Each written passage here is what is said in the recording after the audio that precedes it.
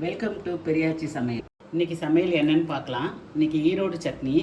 அதுக்கு வந்து தேவையான பொருள் 2 வெங்காயம், 2 தக்காளி, கொஞ்சம் தேங்காய், கருவேப்பிலை, குழம்பு மிளகாத்தூள், இவ்வளோதான். இது வந்து தக்காளி குருமான்னு சொல்லிடாதீங்க. இது தக்காளி குருமா இல்லை. தக்காளி குருமானா பச்சை மிளகாய், இஞ்சி பூண்டு பேஸ்ட்டு, பட்டை, கிராம்பு, ஏலக்காய் இதெல்லாம் போடுவோம் நம்ம. அதெல்லாம் இதில் கிடையவே கிடையாது. இந்த 3 இது தான். கொஞ்சம் குழம்பு மிளகாத்தூள் ஆன் பண்ணி ஒரு கடாயை வச்சுட்டு கொஞ்சம் எண்ணெய் விட்டுக்கணும்.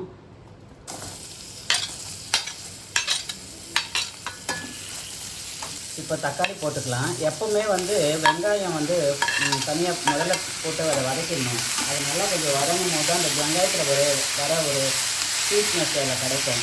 நம்ம ரெண்டையும் ஒன்றா போட்டு வதக்கும் போது தக்காளி வந்து அந்த அளவுக்கு, வெங்காயம் வந்து அந்த அளவுக்கு வதங்காது. அதனால் வெங்காயத்தை முதல்ல நல்லா கொஞ்சம் செவக்க வேண்டியதில்லை, கொஞ்சம் நல்லா வதங்கின பிறகு தக்காளியை போட்டு வதக்கணும். இப்போ ஒரு மிக்ஸி ஜார் எடுத்துக்கிட்டு இந்த எடுத்து வச்ச தேங்காவை போட்டு நல்லா நைஸாக அரைச்சிக்கணும். தேங்காய் நைஸாக அரைச்சிட்டு வந்துட்டோம். இந்த தக்காளி வெங்காயம் வதக்கினதை கொஞ்சம் ஆற வச்சுட்டு இதில் போட்டுக்கணும். வதக்கினதை போட்டுட்டு இப்போ இது வீட்டில் அரைச்ச குழம்பு மிளகாத்தூள். இது வந்து உங்களோட காரத்துக்கு ஏற்ற மாதிரி நீங்கள் போட்டுக்கலாம்.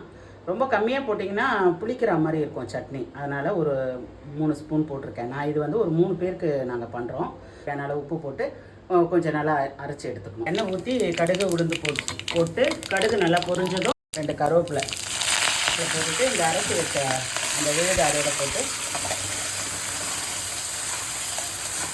நல்லா ஒரு வதக்கிட்டு தண்ணி ஊற்றிக்கணும்.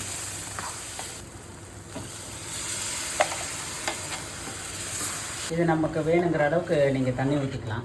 தண்ணி ஊற்றி இது வந்து ரொம்ப நேரம் கொதிக்கணும் அப்படின்லாம் இல்லை. ஏன்னா இது வந்து நம்ம தக்காளி வெங்காயத்தில் நல்லா வதக்கிட்டோம். நல்லா ஒரு கொதி கொதித்த உடனே நீங்கள் ஆஃப் பண்ணிக்கலாம். உப்பு அரைக்கும் போது நான் உப்பு போட்டு அரைச்சிக்கிட்டேன். நீங்களும் உப்பு போட்டு அரைச்சிக்குங்க. நீ கொதிச்சிடுச்சு, அவ்வளோதான்.